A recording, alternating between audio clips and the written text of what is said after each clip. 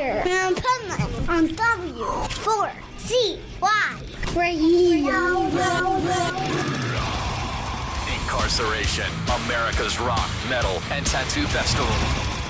This is the Pipeman here on the Adventures of Pipeman W4CY Radio, and I'm here with Nick Wolf of Oceans on Other Planets. Oh man, I wish I could go to one. I'm a surfer and I need to get off this planet. Well, that's what it's all about, baby, is finding a new way of life, a new world, a new universe, a new beginning. And also, I had another band previously that was moderately successful, and I kind of was attached to it for a long time. People kept saying, dude, start something fresh, start something new, and I finally pulled the trigger and this project. So there all it is. New music, baby. Now it's real you, probably. Yeah. I was always the primary writer in all my projects, but in this case, it's just my producer and I doing everything, and then we bring it to the live band and tailor it for the live set. And so I do love having a lot of creative control. Yeah, that's what's beautiful about today, opposed to back in like the 80s. Yes. Because record labels, in my opinion, are what fucked up metal and just fucked up artists in general. That is a very solid theory, my friend. Right? The way I look at it is you as the artist should have all the creative control and let the suits do the business shit. Right. They shouldn't determine what's creative. I agree. There could be some exceptions, but in general, yes, I agree. Dude, I just watched the Led Zeppelin documentary. Oh, yeah. But they talk a little bit about how Peter Grant set it up, so recorded the record independently with their own money. Now they have a whole album. Then they started touring America. They built a fan base all without the label. Then they went to Atlantic and said, here's what we can offer you, take it or leave it kind of shit. And Peter Grant put a fine, stern line there and said, this is the way you're gonna do it or else we'll go to another label. And that turned out to be the perfect recipe, bro. Nice. And even when they were doing big concerts like Madison Square Garden, they had a 90-10 split, 90% in the artist's favor. Never done before, never done again. Because Peter Grant was a bad motherfucker. Well, that's the key. Stuff like that. Or like with... But see, he had the business end fucking down. He never told them what to do musically, but he had the business end down. That's my point right there. Right. Like specialization. Just like in any business, you have people that specialize in different areas. My business, my radio stations, can I work the board? Yes.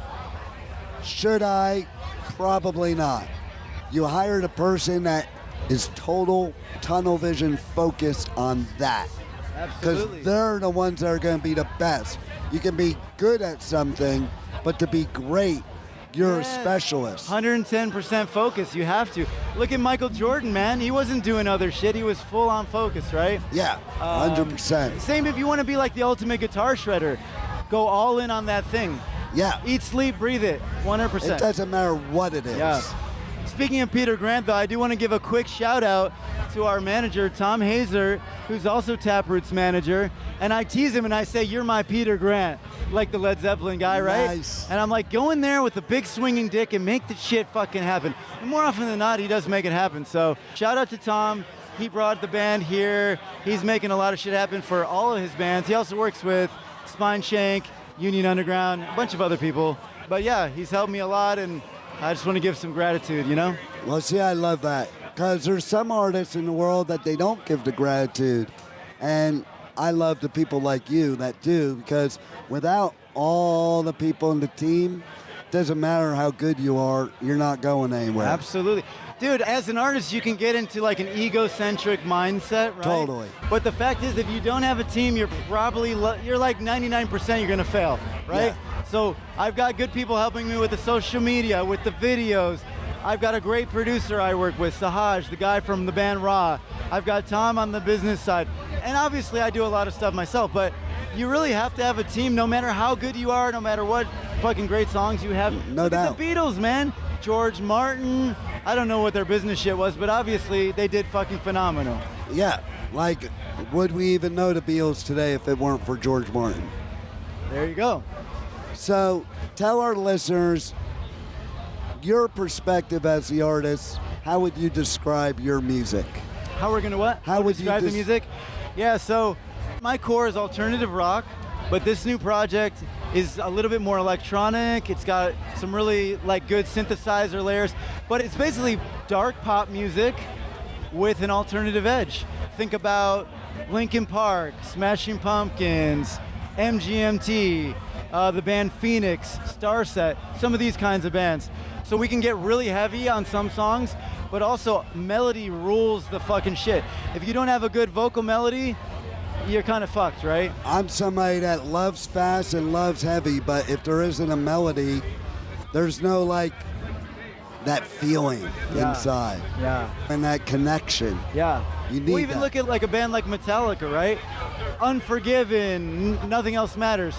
And people were saying, oh, they sold out and all this stuff. But those are very emotional, powerful songs. Something I learned as a music student at music school, you can have a heavy, heavy fucking song that's not a heavy song. Right. You could have a single violin player, and it could be the heaviest shit you ever heard. No doubt. Emotionally. Like right? Lindsay Sterling. She's a badass There you violin go. player. There you go. Yeah, man. I went to Oberlin Conservatory of Music, and I was Nice. probably like the worst person in that school, but I had heart and I had a lot of creativity. And I was literally sitting next to kids with perfect pitch that started piano at 4 years old, and I had to play catch up. I couldn't read music. I had to learn it. I had to learn how to like sight read and all the shit. Great training, great exercises.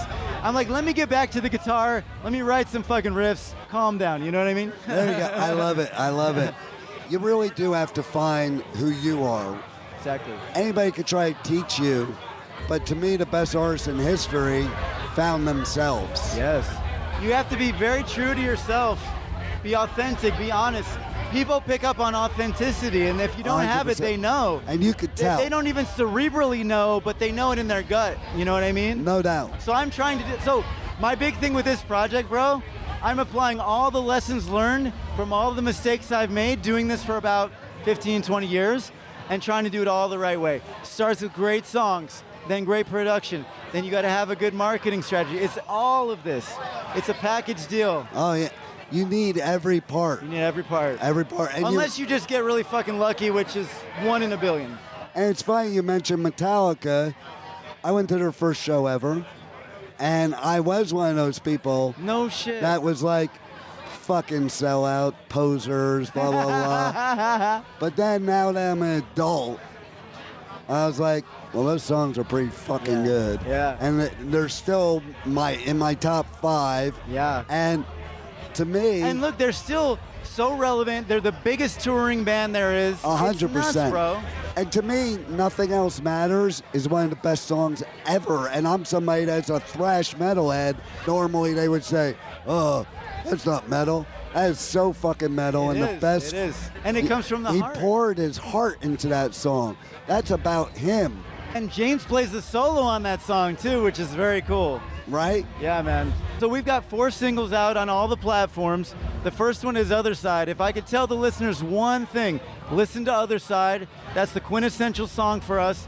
If you like that song, you're going to like the band. And I'm being really egoless when I say this. I think it's a bona fide hit. Well, you should feel that way, I is do. my opinion. Because if you don't feel that way, how can And who the anybody fuck else? else is going to, yeah, 100%. That's the thing. I think artists have to love their music before anybody will love their music. And this applies to everything in life. If you got a product you want to sell or whatever, you want to be an athlete, you got to believe in yourself. you know? 100%. Yeah. How do people connect you on socials, on the web, and all that stuff? Yeah. We're on every platform. My thing is Nick Wolf Music, Nick_Wolf_music. And then the band is Oceans on Other Planets, all one word, all lowercase, no hyphens, no underscores, nothing. And we're on everything, Instagram, TikTok, Spotify. We're doing pretty well as a grassroots movement. Nice. I have ideas for new songs, names. You can name them new oceans that are going to be on other planets. I like that. Right? I like that. I was thinking about an album cycle where every album is a different planet. It's like we're going to Yeah. Mars, we're going to Pluto, we're going to Neptune. That's a great fucking Although idea. Pluto's not a planet anymore. No, they got. Poor Pluto. To me, I still say fuck them. They're a planet. I agree with you. How Pluto the is a fuck do you planet to say me, baby. Planet, not a planet. How is that science? It's a fucking planet or it's not. You can't Yeah. bounce. And I there love was one that. time they were bouncing it back to be a planet. It's like, make up your mind. Yes. I mean, I don't know who's in charge of that, but I think they need to reconsider. And then you could have like an album that's like Planet Fuck You. Well, that's another way to go. Then we go outside of that galaxy. We go out of our Milky Way to the next galaxy. To Snickers. It's infinite. It's infinite. Let me ask you one question before we close out this interview. Yes. Do you believe in aliens? I do believe that we are pretty egotistical to think that we're the only intelligent life in a multiple universes. Exactly. Okay, like we don't even know what the fuck's out there. Why would we be the only ones? That's an insane thought. That is weird. You know what's funny about that? This is the second interview today that had aliens in it. Wow, there's a theme brewing here. Nothing more. Well, I would love for everyone to listen to Oceans on Other Planets. I would too. And reach out, contact us. We're very friendly. We got great videos, great merch, and we're going to play Inkcarceration hopefully next year. It's a badass festival, isn't it?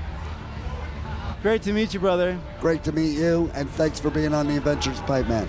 Let's do it again. Thank you for listening to the Adventures of Pipeman on W4CY Radio.